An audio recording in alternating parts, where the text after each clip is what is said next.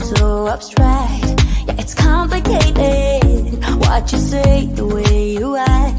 Well, it makes me so confused. I don't know what to do anymore.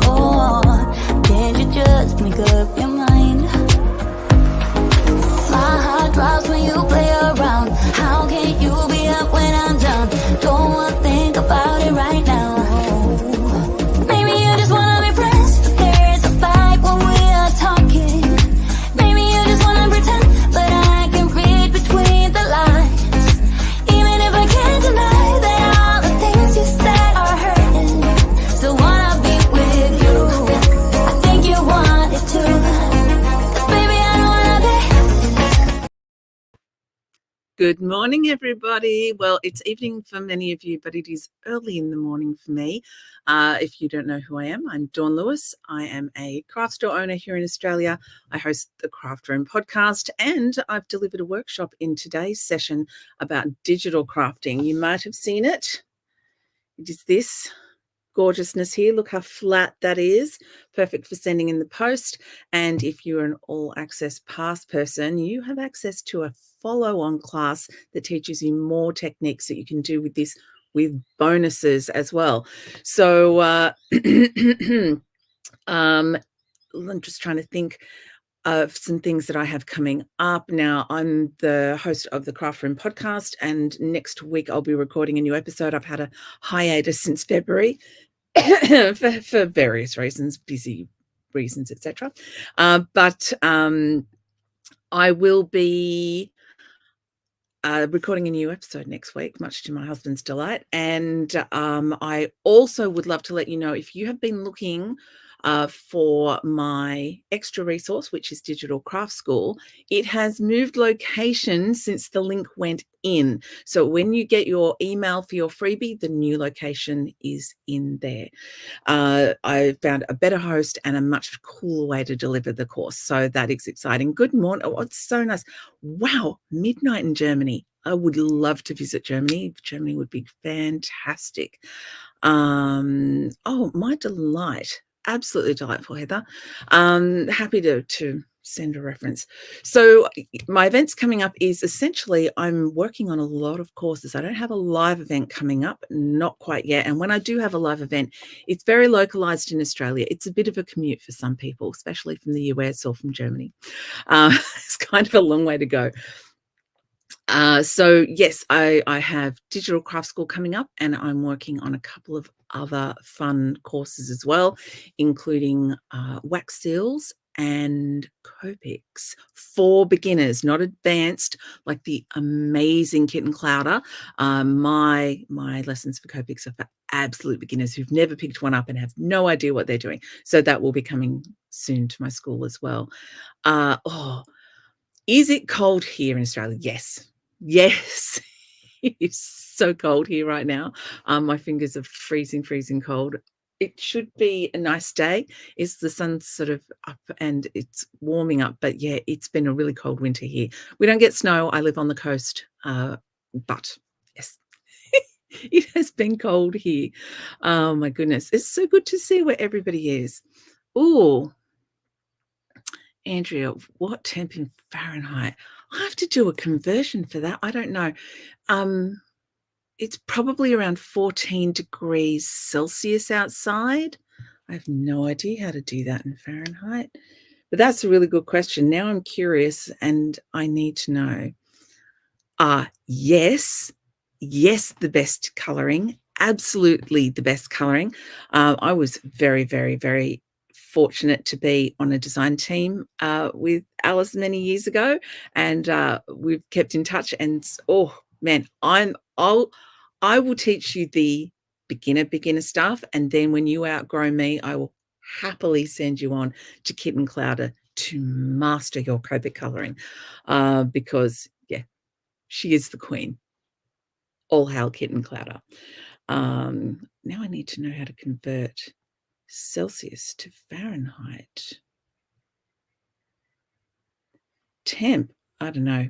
You got this idea in my head and I kind of need, oh, there we go. Someone has looked it up, 57 degrees Fahrenheit. That would be my early morning. That sounds very hot to me. Celsius is a whole other animal. Um, oh, yes, absolutely. Excellent question. So the question, can you create the craft that I did today in Photoshop? Yes, yes, yes, yes, yes. And the steps will be almost identical.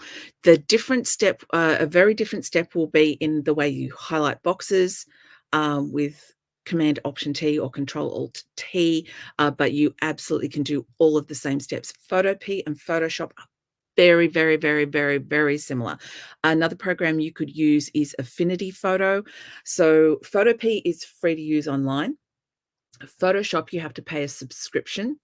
Uh, Affinity Photo, you pay a one and done, and and you have you have Affinity Photo. The only downside with Affinity Photo is it doesn't save the text to be editable, which is tricky if you want to go back in and edit text. So I like Affinity Photo. I replaced Photoshop a few years back when they started putting prices up with Affinity Photo, and I really enjoyed the way that works. It's a little different, but Photopea is an excellent dupe of Photoshop. So yeah, absolutely, you can use Photoshop. Yeah, it does. Yeah, it looks so much like Photoshop, Patty. It really, really does, because it functions almost the same. I've been using Photoshop for over 20 years, so and I'm super lucky. My sister is a graphic designer, so she taught me all the ins and outs of it, and I tend to use it a lot. Occasionally, I will use Canva for something quick, but for the most part, if I'm doing something like that, I prefer to use Photoshop. It's just a little bit faster. Yay! Corel Paint. Yeah, I think Corel Paint would actually work. I haven't heard of that for a long time, but if you're using it, I know this Corel Draw is the designing one, but yes, Corel Paint should work. I'm not confident enough in it to give you any instructions in there, but you can always try it. I love to say the thing that will work the best is the thing that you're already familiar with. Learning something new can be a little daunting. So if you're sort of looking at Photopea and going, but you already know Photoshop, or you already have Affinity Photo or Corel, or you're just all over Canva, try it in the thing you already have. The PSD file is designed specifically for, it will work in Photoshop and Affinity Photo and Photopea. I haven't tried it in Canva. I really should, shouldn't I? I should try it in Canva. Photopea. So I'm going to write it down. If you see my workshop today, there's links to everything. And when I say Photopea, I mean Photopea, as in pea, the vegetable. If you go to photopea.com,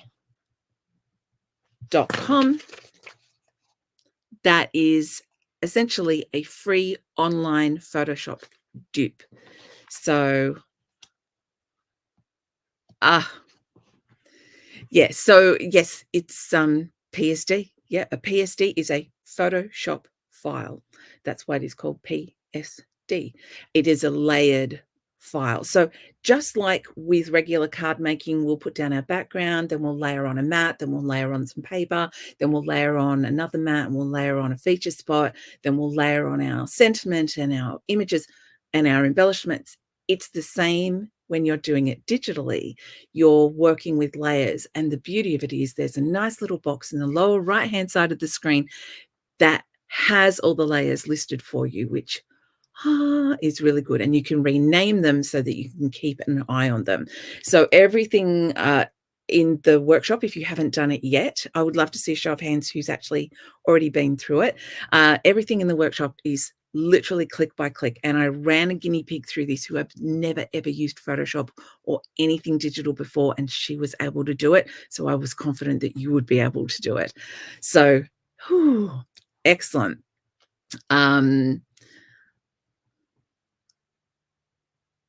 For the moment, Kathy, yes. It's a membership at a set amount per month, which you can join and start and carry on for as long as you like. I've got lessons planned out for the next 12 months. The first one is up, and there are a few little bonuses and so on. And whenever you start is when it starts. So it's not like you're going to miss out on any of the classes I've got in the school. I am going to also work on releasing them as individual classes that you can just buy the ones that you like the look of as well. But there are only so many hours in the day. Whew. So yes. It's a work in progress, and I'm getting there. I'm just trying to juggle a lot of things at the moment. I've got to build a new website because mine is getting a little old and it's starting to, show its age, and working on my next summit and so on and so forth.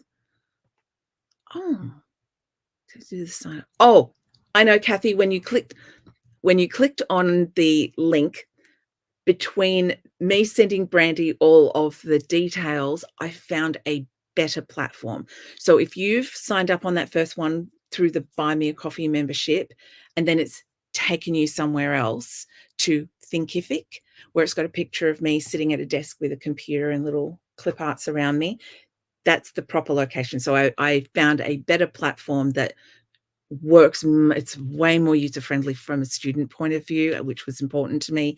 So I've set it up there. So if you've made a purchase through Buy Me a Coffee and then you've also gone over to Thinkific and said, hang on, I have to buy this again, your Buy Me a Coffee membership will be refunded, because that one I couldn't put a 0 in there, but it was last night when I realized that the link was incorrect. So when your email comes out, so when you get your freebie or your all access pass upgrade, the link to Digital Craft School in the emails is correct. And today what I'll do when I'm finished here, and this is why I have a notepad, is I will go and put a link to Digital Craft School on the homepage at dawnlewis.com.au, so that everyone can find it. So if you're looking for the Digital Craft School, there's a new link. It does say on the Buy Me a Coffee, this is where this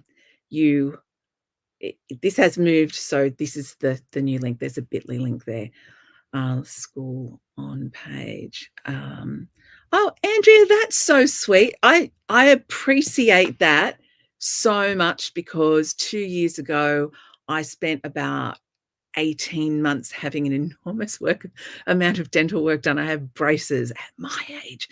I had braces for a year, and I had some work done for this, and I do love red, which I don't know is probably obvious because it's dotted all over my office. Thank you. I appreciate that a lot. That's so nice. How do you keep track of your downloaded digital files? Ooh, okay. I like a nice computer filing system. I'm so glad someone asked this. I love a good computer filing system. So in my pictures or my documents, etc., I get pretty much all of my fonts from Creative Fabrica. So I will download them into a special folder called Creative Fabrica, and then I have a subfolder called Fonts. I generally know the fonts that I have because I look at them a lot and use them a lot. But there is also a font organizing tool that you can use in Creative Fabrica. And when you have, I think it's when you have an all access pass in there, like in all areas, I pay a subscription over there. Mine's like paid out to the end of next year. I use it so much. But there is also a font organizing tool that you can use in there. So that's what I tend to do. Sometimes I go old school and I will actually print out a piece of paper, and then I get more fonts, and I'm like, I have so many. So yeah, there is that. It can be tricky, but I say it's like with any supplies that you've got, kind of go through them on a semi-regular basis as a little treasure hunt to remind yourself of the cool stuff that you've got, because you've got great taste. You know what you like. So go through it every now and then and go, oh, I'd forgotten about that. And yeah, papers, stamps, fonts, clip art, everything you've got, treasure hunt on a regular basis. Definitely.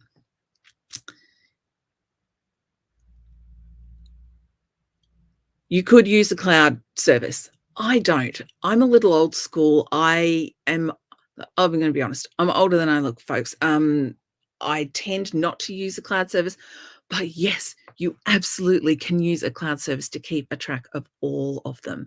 I have had this question from my crafting community about how you keep track of your supplies. And it's something I see people ask a lot. And there are fantastic apps that you can get to keep track of your stamps and your dies and your stencils and all of those things. I like a spreadsheet because it's searchable, and I'm on my laptop more than I'm on my phone using an app. So that's what I tend to do there. Indeed. Oh, good question, Helen. So when working with digital files, what paper do you recommend for printing your card? It depends if you're printing directly onto your card base. If you are, a good heavyweight cardstock for sure.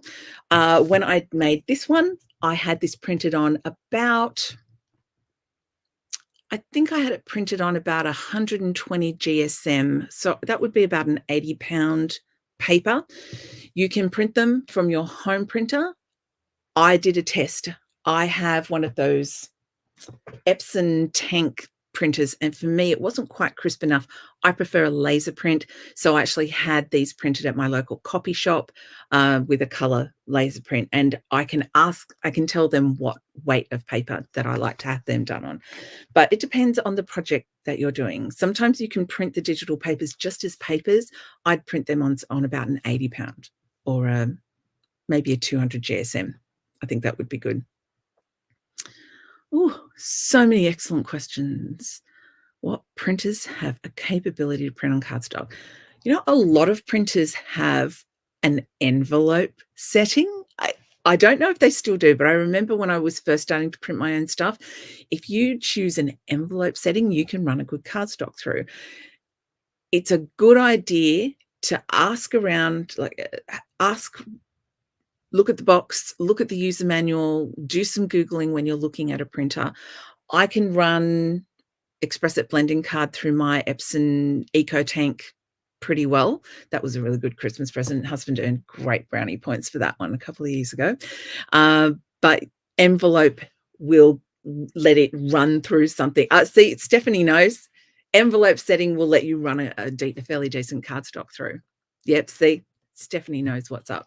Envelope setting. It is. It's a fun trick. I tend to, when I'm turning something I've made digitally into this, the other thing I like to do is print it as a photograph. So wherever you have photos printed, you can do all of this. You can print them as photographs. They're nice and sturdy. You've got great color and definition. I'm just saying, photos are great, and you can choose a glossy finish or a matte finish or a satin finish. So don't sleep on having things printed as photos. You can have them printed as a 5x7 and trim them down. I find for Australian size cards, a 6x4 works really nicely. There we go.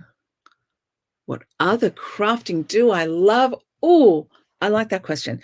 All of the craft. Literally all of the craft. I crochet, I quilt, I've dabbled in turning pictures of my kids into fairies. I may have photographed a snail 300 times to get one good shot, to Photoshop my mother onto there as a small child with little wings in sepia print.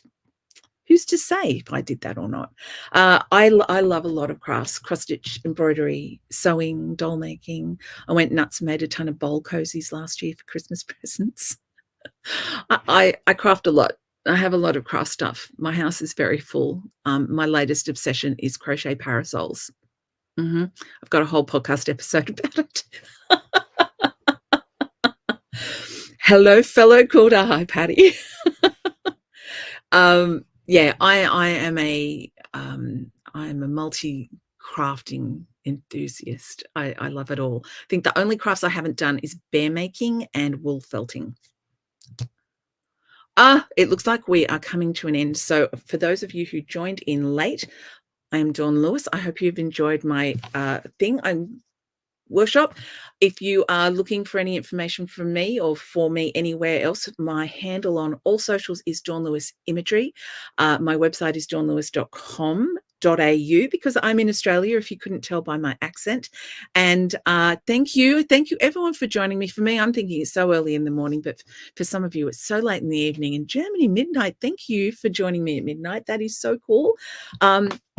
If you have questions, feel free at any time to come back to this video and ask them in the comments section, because I will come back and I will check for them over the coming days and weeks. Have a wonderful day, everybody, and tune into the Craft Room podcast and go look up Digital Craft School, and I'll see you there.